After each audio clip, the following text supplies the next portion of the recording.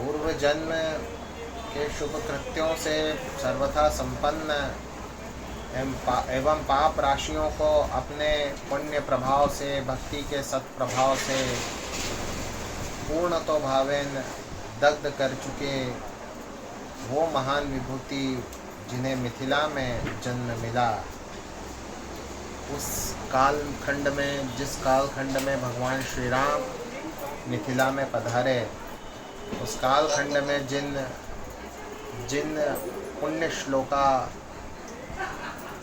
नारियों ने जन्म लिया, उस काल की क्या हम वर्णन करें।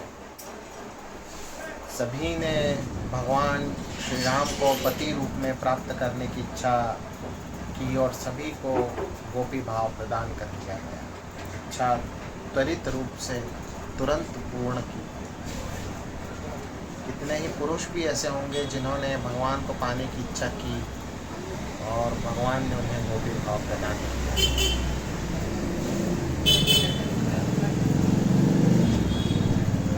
भगवान कितने दयालु हैं, आप देखिए। आपकी असीम अनुकंपा, आपकी असीम दया, कोई सीमा ही नहीं। अर्थात अपनी ऊर्जा का स्वरूप प्रदान करना जीवात्मा को, एक जीवात्मा के स्तर को कितना ऊंचा उठा देता है। और देव द्विज गुरु प्रसाद से यहाँ ब्रज की पावन भूमि पर उन मिथिला की नारियों ने जन्म लिया, का जन्म हुआ। द्वापरांत में प्रभु अवतार ग्रहण करते हैं। गोपीगण मार्गशीर्ष मास के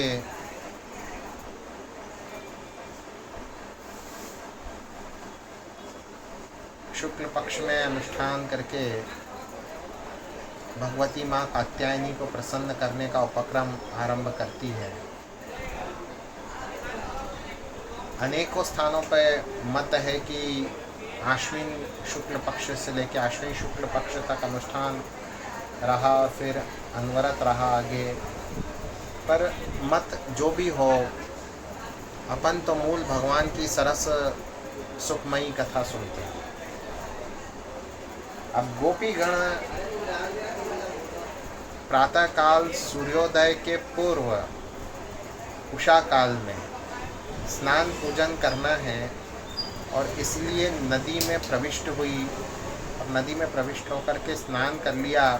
अभी स्नान करके जो है नित्य पूजा से निवृत्त होकर के, नित्य कर्मों और उपरांत नित्य पूजा से निवृत्त होकर के, और फिर भगवती कात्यायनी की बालुकामय प्रतिमा बना करके उसकी पूजा करना है। आप लोग आनंद लीजिए। यहाँ गोपीगण इसी उद्योग में अनवरत है और इधर सबके प्राणधन श्याम सुंदर वहाँ लीलावश प्रकट हो गए। प्रकट होकर के आपने उन गोपिकाओं के जो वस्त्र बाहर खोले थे और आप स्नान कर रही थी सब यमुना जल से, वो सारे आपने वस्त्र जो है वो हरण कर लिए, ले लिए वस्त्र। गोपीगण अपने आप को ढांकती छिपाती भगवान श्री कृष्ण से कभी झगड़ा करती, कभी अनुनय विनय करती, कभी कहती हम तो आपकी दासियां हैं, आपको पाने के लिए तो यत्न कर रही है। कभी कहती कि कंस राजा से आपकी जो है उपालंब देंगे, आपकी शिकायत करेंगे। और इस तरह से बहुत दीर्घ जो है वार्तालाप भगवान श्री कृष्ण और गोपियों के मध्य होता है, एक संवाद होता है। किंतु ऐसी भगवान की लीला है और ऐसी भगवान की अपार करुणा है कि आप बिल्कुल डगमगाते नहीं हैं और फिर गोपियों की भक्ति भाव से प्रसन्न होकर के आप उन्हें स्वयं को प्राप्त करने का वरदान दे देते हैं। और मार्गशीर्ष मास में भगवान की प्राप्ति गोपीगणों को होती है। मार्गशीर्ष मास में गोपियाँ भगवान को प्राप्त करती हैं और भगवान की प्राप्ति जो है बड़ी सुखद, बड़ी सुंदर और बड़ी अनूठी गोपी गणों के लिए होती है। ये मिथिला की गोपियों का आख्यान, इस लीला का रहस्य जानना बहुत आवश्यक है। लीला का रहस्य यदि समझ लिया जाए सरलता से, आसानी के साथ में, बहुत सहजता से यदि हम लीला का रहस्य समझ लें तो हमें किसी भी प्रकार की समस्याएं उत्पन्न हो ही ना, किसी भी प्रकार का मन में विकार उत्पन्न हो ही ना, मन में शंका कुशंका जन्म ले ही ना। मिथिला की जितनी भी गोपियां हैं उनको गोपी भाव प्रदान किया, अर्थात भगवान ने गोलोक में वास का आपको पूर्णकालिक जो है वो सुख प्रदान कर दिया। पूर्णकालिक आपने सालोक्य अथवा सामीप्य तो प्रदान कर ही दिया। अर्थात गोपी बनाने से अभिप्राय है कि आपने, अर्थात परब्रह्म भगवान श्री कृष्ण ने उन विभूतियों को अपनी ऊर्जा का स्वरूप प्रदान कर दिया, अर्थात स्वयं में से एक निरूपित कर दिया। और वैसे तो जीवात्मा मात्र भी जो है ब्रह्म का ही तो अंश है।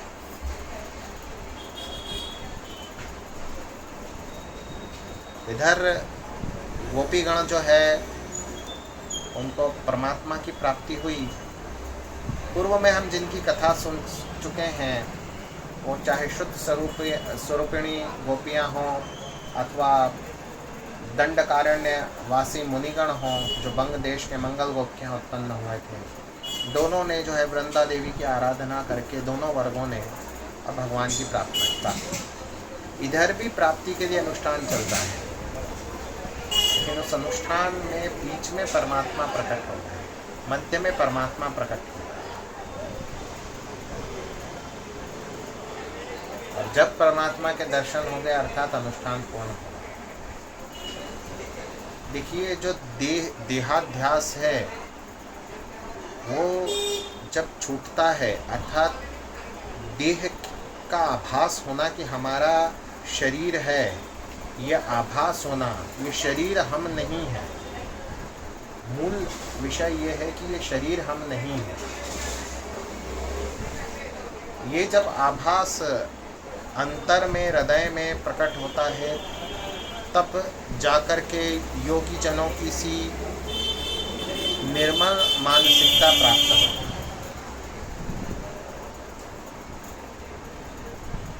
जितने भी थोड़े बहुत विकार हैं उनको परमात्मा ने अपनी लीलाओं द्वारा मिटाया, समाप्त किया, नष्ट किया।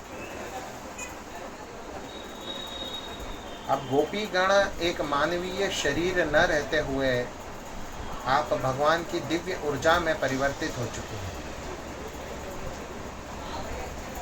और आभास स्वयं का शरीर। अब जब कोई स्नान भी कर रहा हो, स्त्री अथवा पुरुष, तो कोई देखे ना देखे परमात्मा तो देख ही रहे हैं। परमात्मा तो पूरे संसार का जो है चित्रण करते हैं, पूरे संसार के कण कण में परमात्मा है। उस शरीर के भी कण कण में परमात्मा समाये हैं जो गोपी गणों ने प्राप्त किए हैं। परमात्मा इस देहाध्यास को मिटाने के लिए वहाँ प्रकट है कि आपको योगी गणों सरी की पवित्रता आपके हृदय में आ जाए। तो परमात्मा से कोई पर्दा नहीं। और गोपगण भी जो है वो सब भगवान श्री कृष्ण के स्वरूप है।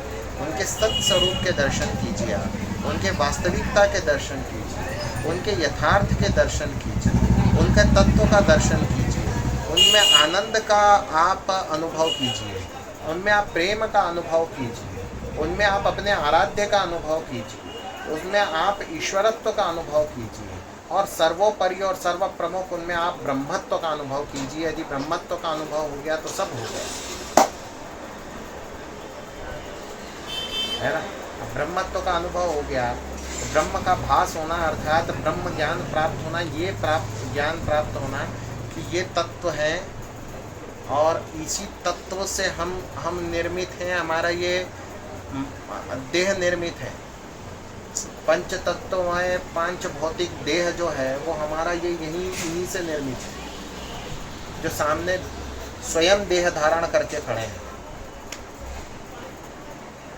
कोई सामान्य मनुष्य के लिए बिल्कुल ये लज्जा और सामाजिक मर्यादा का विषय है, परंतु ये बात ध्यान रखी जाए कि परब्रह्म समस्त मर्यादाओं से परे है, समस्त अनुशासन से परे है, क्योंकि जो अनुशासन है, जो विज्ञान है, वो उन्हीं ने तो रचा है।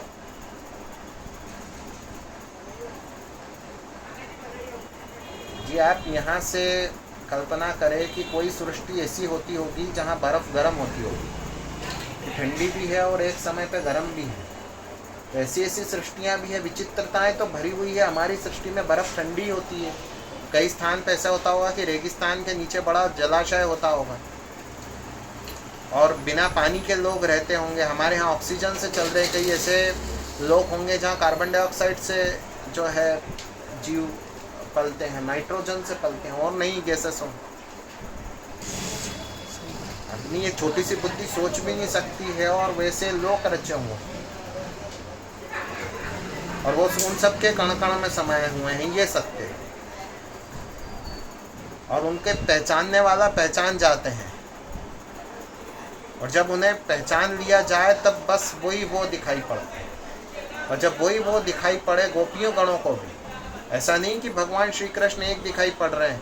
अर्जुन को जिस प्रकार से एकमात्र पक्षी की आंख दिखाई पड़ रही थी, वैसे ही इधर गोपी गणों को भी कण कण में भगवान श्री कृष्ण जब दिखाई देने पड़ लग गए, जब गोप बालकों के रूप में भी कृष्ण के दर्शन हुए उनको, ऐसा नहीं हुआ कि कृष्ण खड़े हुए हैं और मुझे देखो देख रहे हैं और मैं जो है निर्वस्त्र हूँ, विवस्त्र हूँ और ये तो बड़ा पाप है अथवा बड़ा अनुशासनहीनता है अथवा बड़ा अधर्म है अथवा कुकृत्य है, दुष्कृत्य है। तो हाँ, हम मनुष्य करें तो दुष्कृत्य है, कईयों बार तो देवता भी करते हैं तो दुष्कृत्य नहीं माना जाता। यदि देवता करते हैं तो फिर देवता कहाँ और परब्रह्म कहाँ? देवता भी एक प्रकार के जीव अथवा प्राणी हैं जिन्हें परब्रह्म ने प्रकट किया हुआ है धरती पर अपने दायित्व का निर्वहन करने के लिए। अलग अलग धरतियों पर उनके जन्म हुए हैं। वैसे ही हम भी जो है मनुष्य हैं, हम अदिव्य हैं, वे दिव्य हैं, बस इतना अंतर है। हम लौकिक हैं, वे लोकोत्तर हैं, ये माना जाएगा। किंतु जो लोकोत्तर के भी लोकोत्तर हैं, उससे भी लोकोत्तर हैं जिसकी हमारी कल्पना नहीं जा सकती, जो हमारी बुद्धि में कभी नहीं समा सकते, उनको कोटिशा नमस्कार है। अर्बुदो खरबुदो हमारे नमस्कार हैं, अनंत अनंत नमस्कार है।